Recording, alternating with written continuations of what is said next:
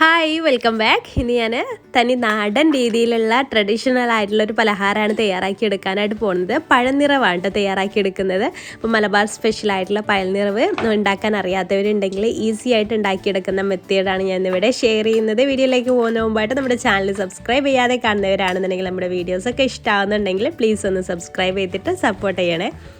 അപ്പോൾ ഞാനതിന് വേണ്ടിയിട്ട് അതിന് വേണ്ടിയിട്ടുള്ള ഫില്ലിങ്സ് തയ്യാറാക്കിയെടുക്കാൻ വേണ്ടിയിട്ട് ഒരു പാൻ ഒന്ന് ചൂടാക്കി എടുത്തിട്ടുണ്ട്. അതിലേക്ക് ഒരു 2 ടീസ്പൂൺ നെയ്യ് ഒഴിച്ചു കൊടുക്കുന്നുണ്ട്. അപ്പോൾ ഞാൻ ഇവിടെ RKGയുടെ നെയ്യായിട്ട് എടുത്തിട്ടുള്ളത്. അതാകുമ്പോൾ ഒന്നുകൂടെ നല്ലൊരു ഫ്ലേവറൊക്കെ വരുമല്ലോ.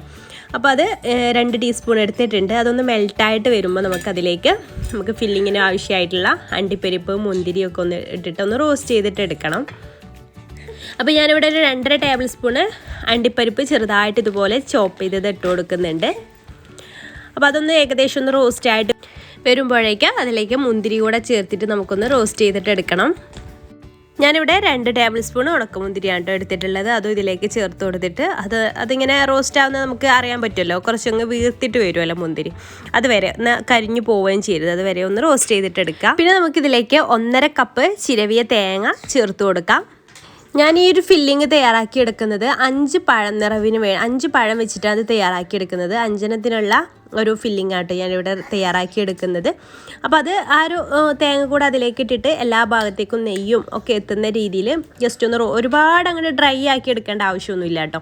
പിന്നെ നിങ്ങൾക്ക് വേണമെന്നുണ്ടെങ്കിൽ കുറച്ച് തേങ്ങയും കുറച്ച് അവിലും കൂടെ മിക്സ് ചെയ്തിട്ടും ചേർത്ത് കൊടുക്കാം. ചിലരൊക്കെ അവിലും ചേർക്കാറുണ്ട്. അങ്ങനെ ചെയ്താലും കുഴപ്പമൊന്നുമില്ല. ചില ചായക്കടയിൽ നിന്ന് നമ്മൾ കഴിക്കുന്ന സമയത്ത് അതിൽ അവിലൊക്കെ ഉണ്ടാവാറുണ്ട് അല്ലേ. അപ്പം അങ്ങനെ ചെയ്താലും മതി.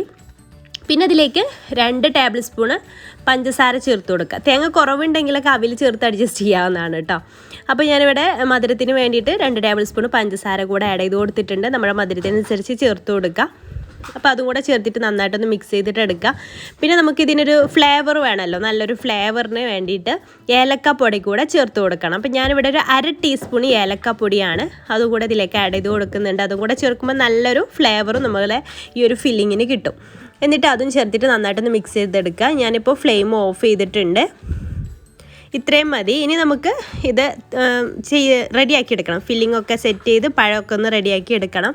ഇപ്പോൾ ഞാനിത് ഇതിൽ നിന്ന് മാറ്റിയിട്ട് വേറൊരു ബൗളിലേക്ക് മാറ്റുന്നുണ്ട്. ഇനി നമുക്ക് ഇതിന് ഒരു പശ പോലെ നമുക്ക് ഒട്ടിച്ചെടുക്കാനുള്ള ഒരു സംഭവം ഉണ്ടാക്കിയെടുക്കണം. അപ്പോൾ അതിന് വേണ്ടിയിട്ട് ഞാൻ 1/2 കപ്പ് മൈദ ഒരു ബൗളിലേക്ക് ഇട്ട് കൊടുത്തിട്ടുണ്ട്. അതിലേക്ക് കുറച്ച് വെള്ളം ഒഴിച്ചു കൊടുത്തിട്ട് ഒന്ന് മിക്സ് ചെയ്തെടുക്കുക. വെള്ളം നോക്കിയിട്ട് വേണം ഒഴിച്ചു കൊടുക്കാൻ വേണ്ടിയിട്ട്.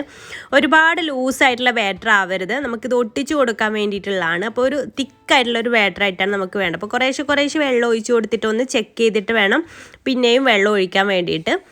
തിക്കായിട്ടുള്ള ബാറ്റർ അല്ലാന്നുണ്ടെങ്കിൽ നമ്മൾ അതിൽ മാവ് ഇങ്ങനെ ഒട്ടിച്ച് കൊടുക്കുന്ന സമയത്ത് അത് ഒലിച്ചു പോകും. എണ്ണയിലേക്ക് ഇടാനൊക്കെ ബുദ്ധിമുട്ട് വരും കേട്ടോ. അപ്പോൾ അത് ശ്രദ്ധിക്കുക. അപ്പോൾ വെള്ളം ഒരുപാട് അങ്ങ് കൂടിപ്പോവരുത്. ഇത്രയും വെള്ളം മതി. എന്നിട്ട് ഇത് നന്നായിട്ടൊന്ന് കട്ടില്ലാണ്ട് മിക്സ് ചെയ്തിട്ട് എടുക്കുക. അപ്പോൾ കുറച്ചുകൂടെ ഒന്ന് ഒഴിച്ച് കൊടുക്കുന്നുണ്ട്. ഒന്നുകൂടെ തിക്കാൻ തോന്നിയപ്പോൾ കുറച്ചൊന്ന് ആഡ് ചെയ്ത് കൊടുക്കുന്നുണ്ട്. എന്നിട്ട് നന്നായിട്ട് കട്ടില്ലാണ്ട് മിക്സ് ചെയ്ത് പിന്നെ ഇതിലേക്ക് ഒരു നുള്ളു ഉപ്പ് കൂടെ ആഡ് ചെയ്ത് കൊടുക്കണം. വെറും ഒരു ഉപ്പിൻ്റെ ടേസ്റ്റും കൂടെ വരുമ്പോഴാണ്. അല്ലാന്നുണ്ടെങ്കിൽ വെറും പ്ലെയിൻ ആയിട്ടാകുമ്പോൾ ഒരു ടേസ്റ്റ് ഉണ്ടാവില്ലല്ലോ. അപ്പോൾ ലേശം ഉപ്പ് കൂടെ ഇതിലേക്ക് ആഡ് ചെയ്ത് കൊടുക്കുന്നുണ്ട്. അപ്പോൾ ഇത്രയും തിക്നെസ്സിലാണ് കേട്ടോ നമ്മുടെ ഈ ഒരു ബാറ്റർ നമുക്ക് വേണ്ടത്. ഒരുപാട് ലൂസായി പോകരുത്. കണ്ടോ, നല്ല തിക്കായിട്ടുള്ള ഒരു ബാറ്ററാണ്. ഇത്രയും തിക്നെസ്സിൽ നമുക്ക് വേണം. ഇനി ഇതിലേക്ക് ഞാൻ നേരത്തെ പറഞ്ഞ പോലെ ഒരു നുള്ളു ഉപ്പ് കൂടെ ആഡ് ചെയ്ത് കൊടുക്കുക. ഉപ്പ് കൂടി പോകണ്ട, കുറച്ച് മതി. ഇത്ര ആഡ് ചെയ്ത് കൊടുത്തിട്ട് അതൊന്നും നന്നായിട്ടൊന്ന് മിക്സ് ചെയ്തിട്ട് നമുക്ക് മാറ്റി വെക്കാം. ഇനി നമുക്ക് ഫില്ലിങ് വെക്കേണ്ട പഴങ്ങൾ എടുക്കുക. അപ്പോൾ ഞാൻ ഇങ്ങനെ പഴം കഴുകിയെടുത്തിട്ടുണ്ട്. അപ്പോൾ ഒരു 5 പഴമാണ് ഞാൻ എടുത്തിട്ടുള്ളത്. ഇനി നമുക്കിത് ഓരോ പഴത്തിനെയും 3 ഭാഗമായിട്ട് ഇങ്ങനെ ഒന്ന് കട്ട് ചെയ്തെടുക്കണം. എന്നാൽ 2 അറ്റഭാഗത്തു നിന്നും തുടങ്ങരുത്. കുറച്ചൊക്കെ ഈ ഒരു ഭാഗത്ത് നിന്നായിട്ട് ഇങ്ങനെ എടുത്തിട്ട് മെല്ലെ അങ്ങ് കട്ട് ചെയ്ത് കൊടുക്കുക. അതിൻ്റെ ഉള്ളിലാണ് നമ്മൾ ഫില്ലിങ് നിറച്ച് കൊടുക്കുന്നത്. കണ്ടോ, ആ രീതിയിൽ തൊലി കളയാതെ വേണം കട്ട് ചെയ്തെടുക്കാൻ വേണ്ടിയിട്ട്. എന്നാലും പെർഫെക്റ്റ് ആയിട്ട് നമുക്ക് ഇതിൻ്റെ ഉള്ളിലേക്ക് നിറക്കാനായിട്ട് പറ്റുള്ളൂ. അങ്ങനെ ഒരു 3 ഭാഗത്തു നിന്ന് ഇതുപോലെ കട്ട് ചെയ്യുന്ന അപ്പുറത്തെ സൈഡിലേക്ക് കത്തിയുടെ തലഭാഗം എത്തുകയും ചെയ്യരുത്. ആ രീതിയിൽ വേണം കട്ട് ചെയ്യാൻ വേണ്ടിയിട്ട്. നമ്മളിങ്ങനെ കട്ട് ചെയ്യുമ്പോൾ അതിൻ്റെ ഈ ഒരു അറ്റഭാഗത്തേക്ക് കത്തി എത്താതിരിക്കാനും ശ്രദ്ധിക്കുക. അങ്ങനെയൊക്കെ ആകുമ്പോൾ പഴം പൊട്ടിപ്പോവും. അപ്പോൾ നമുക്ക് കറക്റ്റായിട്ട് ഫില്ലിങ് വെച്ച് കൊടുക്കാനൊന്നും പറ്റില്ല. അപ്പോൾ കണ്ടോ, ഇതുപോലെ ഒരു ഗ്യാപ്പ് നമുക്ക് കിട്ടും. ആ ഗ്യാപ്പിലേക്ക് മാക്സിമം കഴിയുന്ന അത്രയും ഫില്ലിങ് കൊടുത്തിട്ട് വേണം നമുക്ക് ഈ ഒരു പഴനിറവ് റെഡിയാക്കി എടുക്കാൻ വേണ്ടിയിട്ട്. അപ്പോൾ ബാക്കിയുള്ള പഴങ്ങളെല്ലാം അതുപോലെ തന്നെ ചെയ്തെടുക്കുക. എന്നിട്ട് നമുക്ക് ഒരു സ്പൂൺ വെച്ചിട്ടോ അല്ലെങ്കിൽ കൈ വെച്ചിട്ടായിരിക്കും ഒന്നുകൂടെ ഈസി ഒരു ഫില്ലിങ് അതിൻ്റെ ഉള്ളിലേക്ക് നിറച്ച് കൊടുക്കാം. അപ്പോൾ ആദ്യം സ്പൂൺ വെച്ചിട്ട് കുറച്ചൊന്ന് ഇട്ടിട്ട് ഞാൻ പിന്നെ കൈ വെച്ചിട്ട് നന്നായിട്ട് പ്രസ് ചെയ്തിട്ട് ഉള്ളിലേക്ക് ആക്കി കൊടുക്കുന്നുണ്ട് കേട്ടോ. കൈ വെച്ചിട്ടാകുമ്പോഴാണ് കറക്റ്റായിട്ട് ഉള്ളിലേക്ക് അത് ഫില്ലിങ് ആയി കിട്ടുകയുള്ളൂ.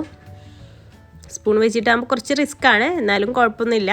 കുറച്ചങ്ങനെ ആക്കിയതിന് ശേഷം കൈ വെച്ചിട്ട് നന്നായിട്ട് ഇങ്ങനെ പ്രസ് ചെയ്ത് കൊടുത്താൽ മതി.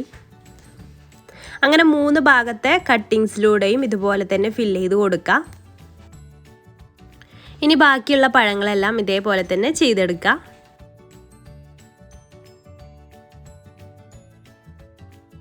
അപ്പോൾ അതാ ഞാനിവിടെ ഈ 5 പഴവും ഇതുപോലെ ഫില്ലിങ്ങൊക്കെ നിറച്ച് വെച്ചിട്ടുണ്ട്. എന്നിട്ട് ഈ ഒരു തലഭാഗത്ത് നിന്ന് നമുക്കിത് മെല്ലെ അങ്ങ് കട്ട് ചെയ്തിട്ട് സൂക്ഷിച്ചിട്ട് ആ ഒരു തൊലി അങ്ങ് കളയാം കേട്ടോ. എല്ലാ പഴത്തിൻ്റെയും തൊലി അങ്ങ് കളയാം. ആ ഒരു ഭാഗത്ത് നിന്നൊന്ന് കട്ട് ചെയ്തിട്ട് മെല്ലെ അങ്ങനെ എടുത്താൽ മതി. അപ്പം ശരിക്ക് നല്ല രീതിയിൽ തന്നെ നമുക്കിത് തൊലി പൊളിക്കാനായിട്ട് പറ്റും. പിന്നെ ഇങ്ങനെ തൊലി പൊളിക്കുന്ന സമയത്ത് ഫില്ലിങ്ങൊക്കെ പുറത്തേക്ക് വരുന്നുണ്ട് എന്ന് ഡൗട്ട് ഉണ്ടെങ്കിൽ കൈ വെച്ചിട്ട് ജസ്റ്റ് ഒന്ന് ഇങ്ങനെ പ്രസ് ചെയ്ത് കൊടുത്താൽ മതി. എന്നിട്ട് ഓരോ ഗ്യാപ്പിലും നമ്മുടെ ആ ഒരു മൈദ വെച്ചിട്ടുണ്ടാക്കിയിട്ടുള്ള പശ ഉണ്ടല്ലോ അത് അവിടെ ഒട്ടിച്ച് കൊടുത്തിട്ട് വേണം നമുക്ക് ഫ്രൈ ചെയ്യാൻ വേണ്ടിയിട്ട്. അപ്പം ഈ ഒരു ബാറ്ററി ലൂസ് ആവാതിരിക്കാൻ പ്രത്യേകം ശ്രദ്ധിക്കുക എന്നുള്ള പറയാനുള്ള കാരണം നമ്മൾ ഒരു ഭാഗത്ത് ഒഴിച്ച് മറ്റേ ഭാഗത്ത് ഒഴിക്കുമ്പോഴേക്ക് ഈ ഭാഗത്തുള്ളതൊക്കെ ഒലിച്ച് പോകാനൊക്കെ ചാൻസ് ഉണ്ട്. അപ്പോൾ അതുകൊണ്ടാണ് ഞാൻ പറയുന്നത് കുറച്ച് തിക്കായിട്ടുള്ള ബാറ്ററായിട്ട് തന്നെ നമുക്ക് ഈ ഒരു ഇതിൻ്റെ ബാറ്ററി കിട്ടണം. അപ്പോൾ അതുപോലെ ഒരു ഭാഗത്താക്കി ഇനി മറ്റേ 2 ഭാഗത്തും ആക്കിയിട്ട് നമുക്കിത് ഫ്രൈ ചെയ്ത് ഒന്നുകിൽ നിങ്ങൾക്ക് ഷാലോ ഫ്രൈ ചെയ്യാം അല്ലെങ്കിൽ ഡീപ്പ് ഫ്രൈ ചെയ്യാം. ഓയിലിൽ മുക്കിയെടുത്ത് പൊരിക്കാം. അതല്ലാന്നുണ്ടെങ്കിൽ നമ്മൾ ഷാലോ ഫ്രൈ ചെയ്യുന്ന രീതിയിൽ അങ്ങനെ ചെയ്തെടുത്താലും മതി. ഏതാ നിങ്ങൾക്ക് സൗകര്യം, ഏതാണ് വേണ്ടത് അതിനനുസരിച്ച് ചെയ്യാം കേട്ടോ. അങ്ങനെ 3 ഭാഗത്തും ഈ ഒരു ബാറ്റർ ആക്കി കൊടുക്കാം. ഞാനൊരു പാൻ വെച്ച് ചൂടാക്കിയ ശേഷം അതിലേക്ക് ഓയിൽ ഒഴിച്ച് കൊടുക്കുകയാണ്. അപ്പോൾ നല്ല ഡീപ്പ് ഫ്രൈ ആയിട്ടല്ല ഞാൻ ഫ്രൈ ചെയ്തെടുക്കുന്നത്, ഷാലോ ഫ്രൈ മെത്തേഡിലാണ് ഞാൻ ചെയ്തെടുക്കുന്നത്. എന്നാൽ ഒരുപാട് ഓയിൽ നമുക്ക് ഒഴിച്ചു കൊടുക്കേണ്ട ആവശ്യമില്ലല്ലോ. അപ്പോൾ ഞാൻ കുറച്ച് ഓയിൽ ഒഴിച്ച് കൊടുത്തിട്ടുണ്ട്. എന്നിട്ട് ഓയിലൊക്കെ ഒന്ന് ചൂടായിട്ട് വരുന്ന സമയത്ത് നമുക്കിതിലേക്ക് നമ്മൾ പഴം നിറച്ച് വെച്ചിട്ടുള്ള പഴം ഓരോന്നായിട്ടിട്ടിട്ട് ഫ്രൈ ചെയ്തിട്ട് എടുക്കണം. അപ്പോൾ എല്ലാ ഭാഗത്തേക്കും ആ ഒരു മൈദ കോട്ടിങ് ഉള്ള ഭാഗത്തും ഒക്കെ ആ ഒരു ഓയിൽ ഇട്ടിട്ട് ഫ്രൈ ചെയ്തെടുക്കുന്ന സമയത്ത് ഒരു ചെറിയൊരു ബ്രൗൺ കളർ ആവുന്നവരെ നമുക്കിത് ഫ്രൈ ചെയ്തിട്ട് എടുക്കണം. ഒരു ഭാഗം ഒന്ന് ജസ്റ്റ് ഒന്നിങ്ങനെ കുക്കായിട്ട് വരുമ്പോൾ ഒന്ന് തിരിച്ചിട്ട് കൊടുക്കുക. അങ്ങനെ 3 സൈഡും ഒന്ന് തിരിച്ചിട്ട് കൊടുത്തിട്ട് വേണം ഫ്രൈ ചെയ്തെടുക്കാൻ വേണ്ടിയിട്ട്. അങ്ങനെ തിരിച്ചിട്ടും മറിച്ചിട്ടിട്ടൊക്കെ ആയിട്ട് നമുക്ക് അത് ഒരു ലൈറ്റ് ബ്രൗൺ കളർ ആവുന്നവരെ നമുക്കിതൊന്ന് ഫ്രൈ ചെയ്തിട്ടെടുക്കണം.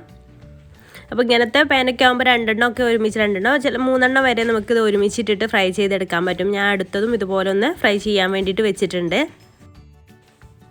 അപ്പോൾ ഈ രീതിയിൽ നിങ്ങൾക്ക് ഈ ഒരു മെത്തേഡ് ഇഷ്ടമായിട്ടുണ്ടെങ്കിൽ എന്തായാലും ഒന്ന് ട്രൈ ചെയ്ത് നോക്കുക. വൈകുന്നേരം ചായയുടെ കൂടെയൊക്കെ കഴിക്കാനൊക്കെ, അതുപോലെ ഇനി ഇഫ്താറൊക്കെ വരാൻ പോകുന്നത്, ഇഫ്താറിനൊക്കെ നമുക്ക് ഉണ്ടാക്കിയെടുക്കാൻ പറ്റുന്ന നല്ലൊരു ഐറ്റമാണിത്. നല്ല ടേസ്റ്റുമാണല്ലോ അത്. കഴിച്ചവർ എല്ലാവരും കഴിക്കാത്തവർ കുറവായിരിക്കും അല്ലേ പഴനിറവ്.